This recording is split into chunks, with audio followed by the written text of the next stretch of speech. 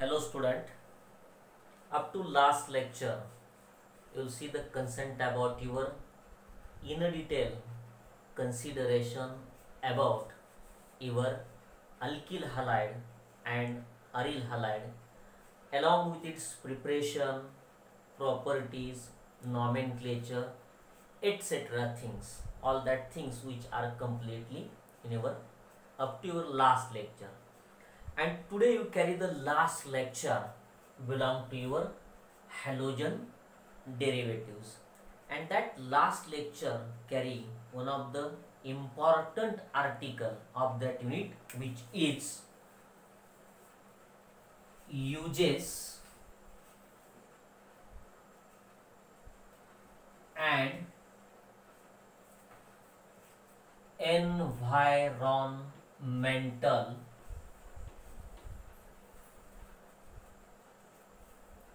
effects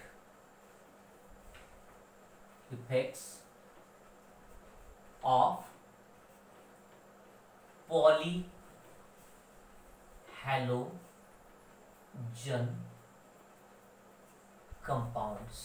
polyhalogen compounds.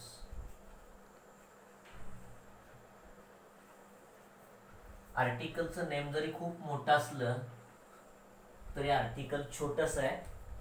Then you see the in detail consideration about your uses and environmental effect of polyhalogen compounds. याचा अर्थ असा होतो की तुम्ही alkyl हॅलाइड्स बघितले, अरिल हॅलाइड्स बघितले, त्यात मोनोहॅलोजन, डायहॅलोजन, ट्रायहॅलोजन असं क्लासिफिकेशन केलं.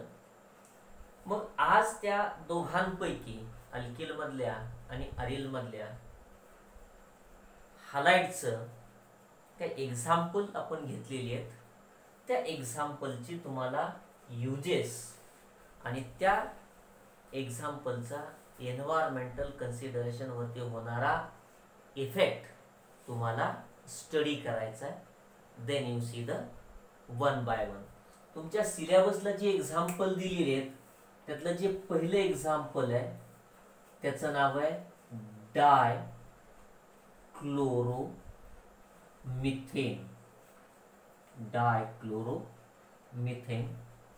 सेकंड एक्झाम्पल आहे ट्रायक्लोरोमिथेन.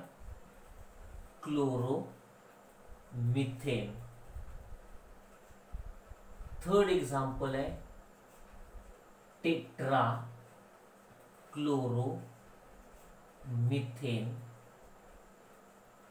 फोर्थ एक्झाम्पल आहे आयोडोफॉर्म. फिफ्थ एक्झाम्पल आहे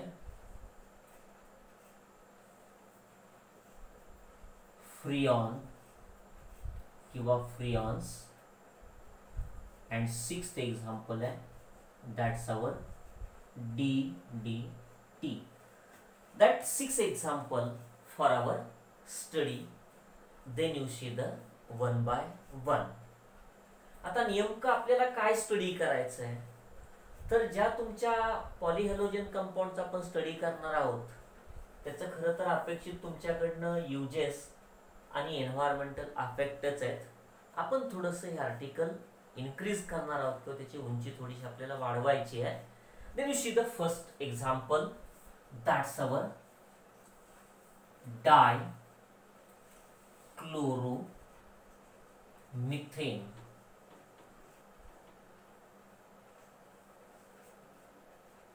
किंवा आपण दैनंदिन वापरामध्ये असं पण म्हणतो मिथाइलिन क्लोराइड. हो, या कंपाऊंडचा आपण स्टडी कसा करणार आहोत तर या कंपाऊंडसाठी आपण आपल्या सोयीसाठी त्याचे 4 टप्पे पाडलेत. त्यातला जो पहिला टप्पा आहे small A, that's our structure.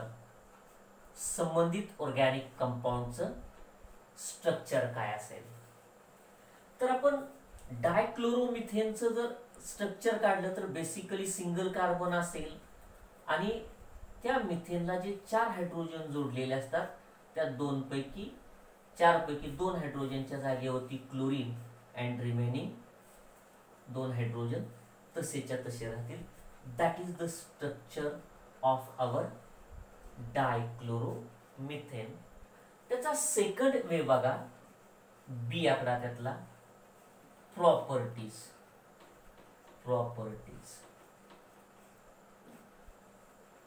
मग तिच्या अनुभवलेल्या किंवा ऑब्झर्व केलेल्या प्रॉपर्टीज बघायच्यात आपल्याला. That organic compound is colourless liquid and which have its own characteristic sweet aroma. That is generally observed properties. And then you see the next consideration, C, that's our uses. त्या organic कंपाऊंडचे तुम्हाला काही uses आहेत का? तर dichloromethane हा स्वतः एक better solvent आहे. स्वतः एक काय बेटर सॉल्वंट आहे. Means that dichloromethane are used as a solvent for aerosols. Solvent for our aerosols. किंवा आणखी थोडस पुढे जाऊन विचार केला तर तो वापरला जातो propellant for the aerosol. Propellant for our aerosol. That is the general uses for our dichloromethane. Simultaneously last त्याच्यातला पार्ट येतो, दॅट्स अवर एन्व्हायरमेंटल इफेक्ट. त्या ऑर्गॅनिक कंपाऊंडचे एन्व्हायरमेंटल काय इफेक्ट आहेत? तर साधारणपणे लिव्हिंग ऑर्गॅनिझम किंवा ह्युमन बीइंग त्याच्या सानिध्यात आला तर या डायक्लोरोमिथेनमुळे ह्युमन बीइंगला वीकनेस जाणवतो. That's our first effect. Next one, which create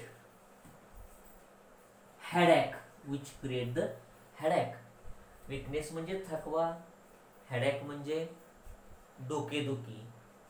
किंवा जर समजा हा डायक्लोरोमिथेन जर माणसाच्या किंवा लिव्हिंग ऑर्गॅनिझमच्या डायरेक्ट सानिध्यात आला आणि जर डोळ्याशी त्याचा कॉन्टॅक्ट आला तर विच अफेक्ट और डॅमेज कॉर्निया ऑफ आईस. म्हणजे जो पडदा असतो त्या डोळ्याच्या पडद्यावरती हा तुमचा डायक्लोरोमिथेन हा थेट अफेक्ट करतो. That is the consideration about your first our polyhalogen compound dichloromethane along with its structure, properties, uses and its environmental effect. Then you take the next example, that's our trichloromethane. You take the next example, that's our trichloromethane.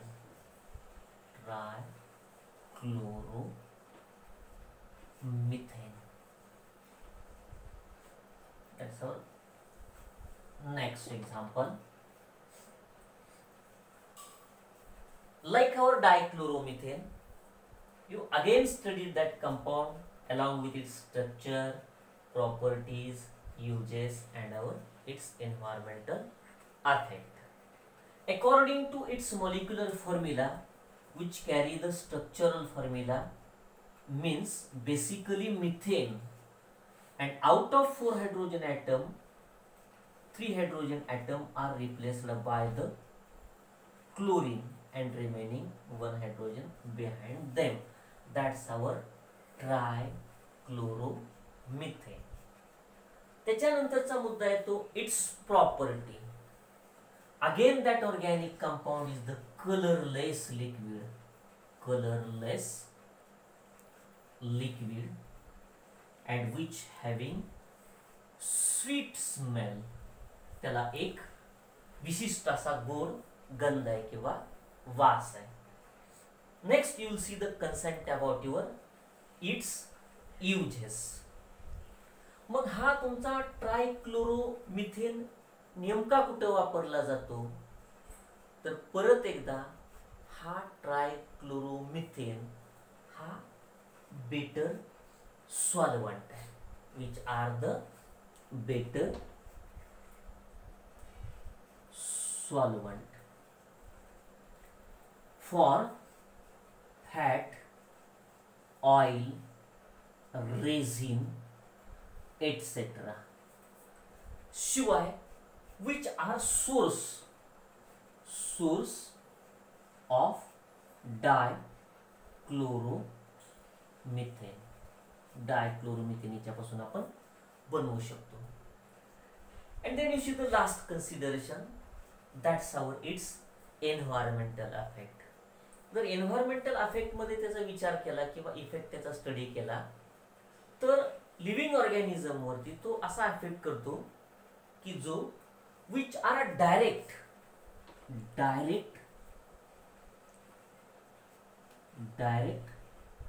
effect on central nervous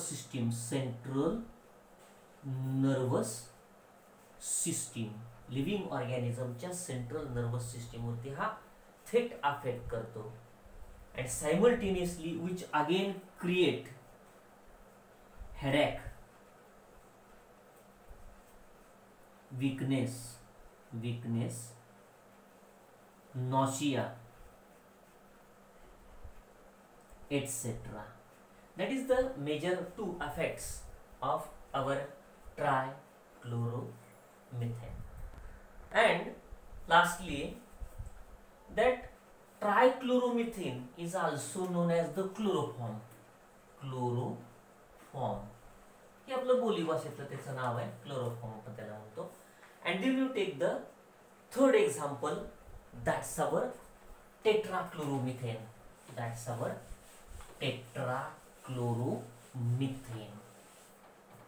Next one, take the C, that's our tetrachloromethane.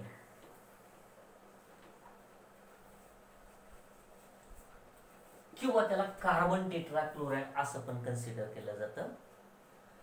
मग आपल्या ठरलेल्या consideration प्रमाणे first consent काय तो, first one is it's structure of that organic compound. That's our central carbon atom from our methane, and all the hydrogen atom are substituted by the chlorine and to form its formula CCl4. That's our carbon tetrachloride किंवा आपण त्याला काय म्हणतो tetrachloromethane. That is the structural data. Next one is its properties. जर प्रॉपर्टीच्या बाबतीत विचार केला, that organic compound again colorless liquid,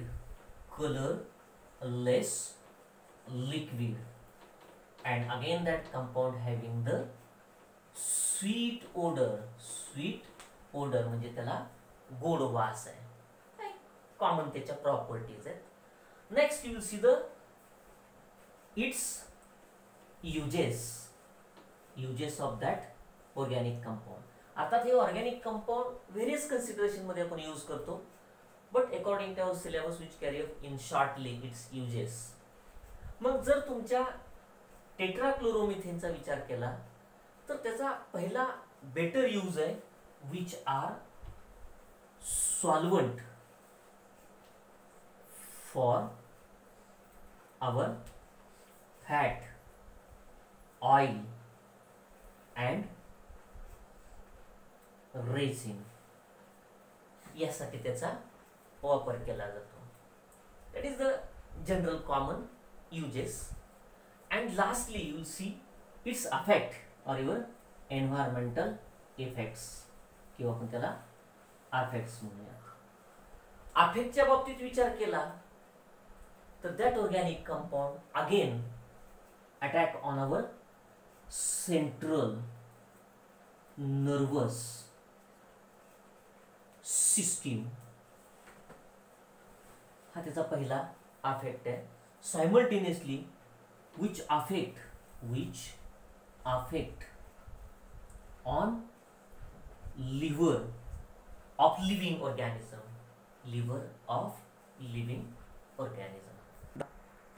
then you see the fourth example of your polyhalogen compound, that's our iodoform. You take the fourth example, which is your iodoform. That's the simple example. D आकडा iodoform, किंवा आपण त्याला असंही म्हणू शकतो ट्रायआयोडोमेथेन. आणि मग त्या आयोडोफॉर्मचं या कन्सेप्ट प्रमाणे स्टडी करायचा असेल किंवा त्याचं अवलोकन करायचं असेल तर पहिलं आपण ठरवून घेतलेलं आहे की त्याचं स्ट्रक्चर माहित असायला पाहिजे.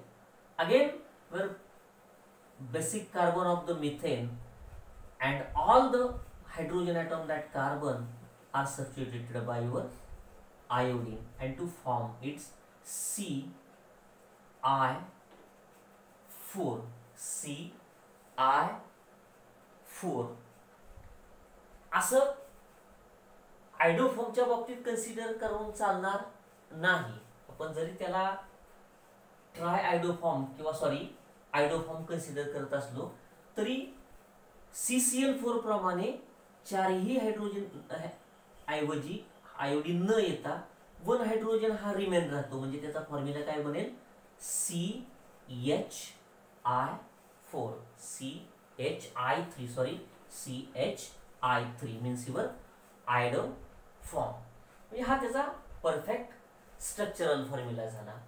आणि प्रॉपर्टीच्या बाबतीत विचार केला तर iodoform is the crystalline substance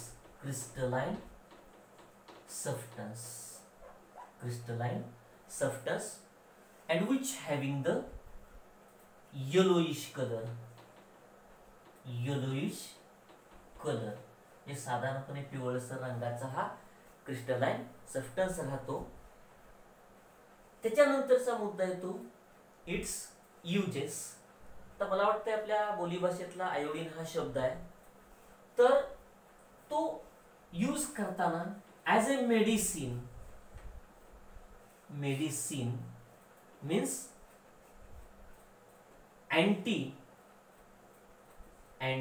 antiseptic in dressing wound म्हणून त्याचा वापर केला जातो. हे थोडासा त्याचा युजेस रूटीन कन्सिडरेशन प्रमाणे बदलला. आणि जर अफेक्टचा विचार केला त्याचा एन्व्हायरमेंट वरती काय इफेक्ट आहे तर परत एकदा तो organic compound central nervous system वरती अफेक्ट करतो. Which are again affect on the central nervous system but which gives irritation to skin as well as respiratory system. Central nervous system वरचा अफेक्ट इतला strong जरी नसला तरी जर त्याच्या सानिध्यात स्किन किंवा आपण श्वसन संस्था आली तर ते इरिटेशन जाणवतं. That is the major effect of our iodoform. Then you see the second last example, that's our freons. Second last example means our freons. हे थोडंसं तुमच्यासाठी नवीन एक्झाम्पल आहे ई आकडातला. That's our freons. मग पहिल्यांदा आपल्या कन्सेप्ट प्रमाणे काय अपेक्षित आहे? It's structure of that compound. Structure draw केलं तर where again carbon atom of methane where 2 hydrogen atom are remain and 1 fluorine and 1 chlorine on the place of the hydrogen. आणि या फ्रियॉनलाच या स्ट्रक्चर वरून इन शॉर्ट असं म्हटलं जातं CFC. मग इथं CFC म्हणजे काय? तर त्याला कन्सिडर केलं जातं क्लोरोफ्लोरोकार्बन. आणि त्या क्लोरोफ्लोरोकार्बनचं हे स्पेसिफिक स्ट्रक्चर झालं.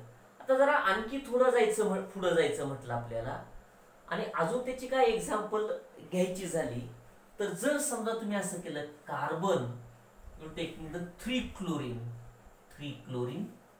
And 1 fluorine, 3 chlorine and 1 fluorine, त्या सिच्युएशन मध्ये या एक्झाम्पलला म्हटलं जातं फ्रियॉन 11 म्हणण्यापेक्षा 11 असं कन्सिडर केलं जातं. That is the structure of your freon. त्याच्या अशा काही स्पेसिफिक प्रॉपर्टी नाही आहेत. आपण डायरेक्ट कशात जाणार आहोत? Next consideration which is the uses of that organic compound.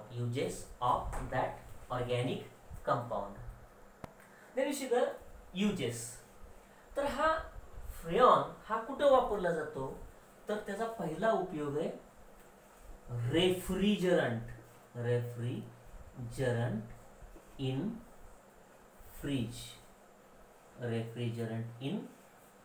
Fridge. आणि पॅकिंग मटेरियल मध्ये जे फोम असतं, फोम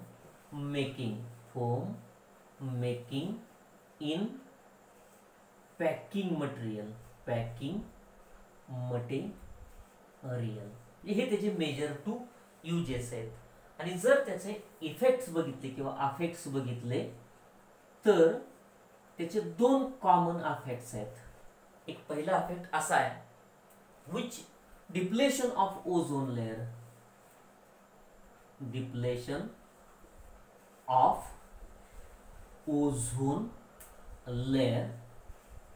आणि जर त्याच्या हमेशा सानिध्यात आलं तर विच क्रिएट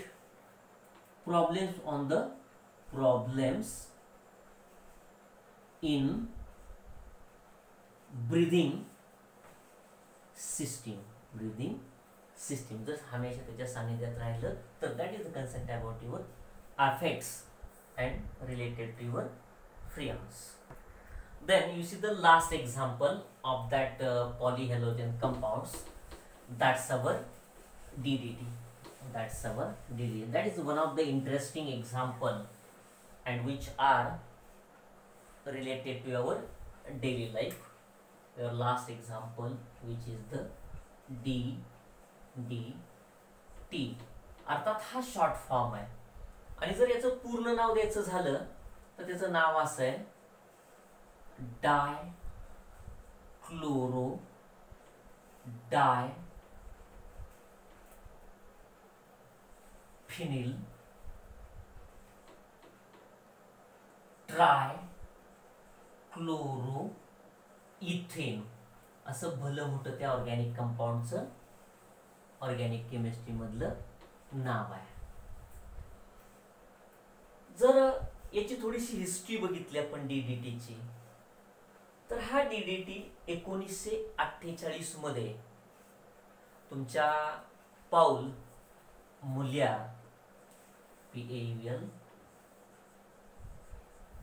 मुल्यार नावाच्या सायंटिस्टनी तयार केला. दरम्यानच्या काळात 1948 मध्येच त्या सायंटिस्टला नोबेल प्राइज सुद्धा बहाल करण्यात आलं. आणि त्या तुमच्या डीडीटीच्या बाबतीत जर आपल्या स्टडी प्रमाणे पहिल्यांदा त्याचं स्ट्रक्चर ड्रॉ करायचं झालं, first will see the structure.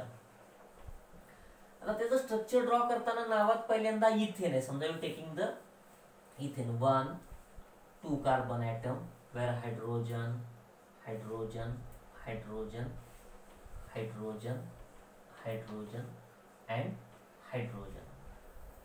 मग आपण जे काय म्हणतो ना डायक्लोरो आणि डायफिनिल, त्याच्यात हे तुमचे 2 हायड्रोजन हे रिप्लेस केलेले असतात आणि त्या हायड्रोजनच्या जागेवरती हा तुमचा डाय म्हणजे फिनिल ग्रुप आणि त्याला जोडलेला क्लोरीन. सिमिलरली या ठिकाणी एक फिनिल ग्रुप येईल आणि त्याला क्लोरीन जोडलेला असेल, म्हणजे डायक्लोरो डायफिनिल ट्रायक्लोरो. आणि मग हे तिन्ही हायड्रोजन त्याच्यातले निघून जातात आणि त्याच्या जागेवरती तुमचे Cl येतात. त्याच्या जागेवरती काय येतात? Cl येतात. That is the correct structure about your dichloro diphenyl trichloro ethane, in short consider as the DDT. Next one, B consent. Its uses. तर व्यावहारिक दृष्टिकोनातून त्याचा जो पहिला यूज आहे, that's are used for to किल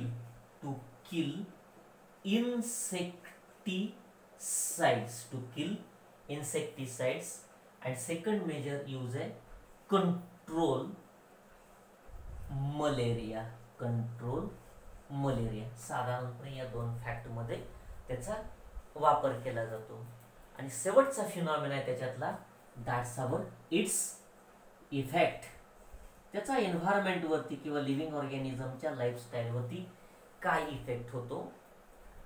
तर एक साधारणतः असं कन्सिडरेशन आहे की जर समजा हा DDT लिव्हिंग ऑर्गॅनिझमच्या बॉडीमध्ये त्यांनी प्रवेश केला, आपण इन्सेक्टिसाइड मारायला पिकांवरती मारलं आणि त्या पिकांच्या दरम्यान आपल्या तो लिव्हिंग ऑर्गॅनिझमच्या अन्न घटकांना त्यांनी शरीरात प्रवेश केला, तर that DDT which are dissolved in the oil and the lipid but which are stored in the cells of the living organism and which are directly affect on the ecosystem. Effect on the ecosystem. म्हणजे तो ecosystem वरती फरक पाडत असतो.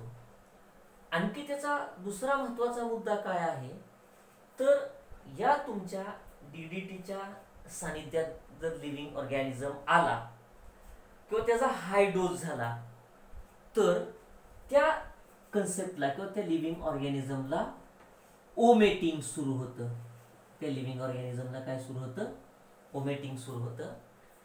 आणि असं निष्कर्षामध्ये जाणवलं, आपल्याकडे एक केरळ नावाचं स्टेट आहे, त्या केरळ स्टेटमध्ये या तुमच्या DDTचा प्रमाणापेक्षा जास्त फळबागावरती वापर झाला. आणि सर्वेमध्ये असं जाणवलं की major people in the Kerala which are belong to the cancer causing and reason behind them is the excess of use of our DDT on our horticulture consideration.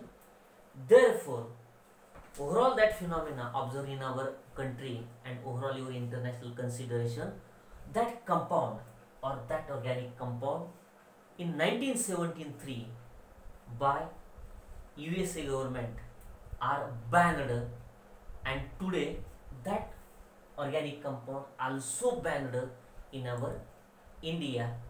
That is the consideration about your dichloromethane, trichloromethane, tetrachloromethane, iodoform, freons and DDT along with its structure, its property, its uses and its environmental effects. In our regular study, that phenomena are studied. In short, our study is our duty is to collect major ideas or knowledge about that organic compound. And here end of the article, uses and the environmental effect of the polyhalogen compounds. And as my knowledge, here end of your halogen derivatives.